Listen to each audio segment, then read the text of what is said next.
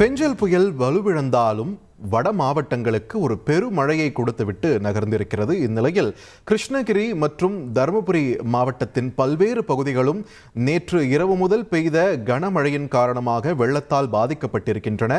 வெள்ளத்தால் பாதிக்கப்பட்ட கிருஷ்ணகிரி, தருமபுரி மாவட்டங்களுக்கு பொறுப்பு அமைச்சர்களை நியமித்து உத்தரவிட்டிருக்கிறார் முதலமைச்சர் மு.க.ஸ்டாலின்.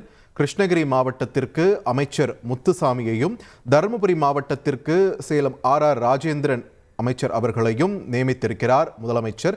அந்த மாவட்டங்களில் எடுக்கப்படக்கூடிய நடவடிக்கைகள் மற்றும் இன்ன பிற பணிகள் இவர்களுடைய மேற்பார்வையில் நடக்கும் என்ற ஒரு அறிவிப்பும் வெளியிடப்பட்டிருக்கிறது. ஏற்கனவே பாதிக்கப்பட்டிருக்கக்கூடிய விழுப்புரம், கள்ளக்குறிச்சி, கடலூர் மாவட்டங்களுக்கும் இதே போன்று பொறுப்பு அமைச்சர்கள் நியமிக்கப்பட்ட நிலையில் தற்பொழுது கிருஷ்ணகிரி மற்றும் தருமபுரி மாவட்டங்களுக்கும் பொறுப்பு அமைச்சர்கள் நியமிக்கப்பட்டிருக்கிறார்கள். இது தொடர்பான முக்கிய செய்தியை நாம் பார்த்து வருகிறோம்.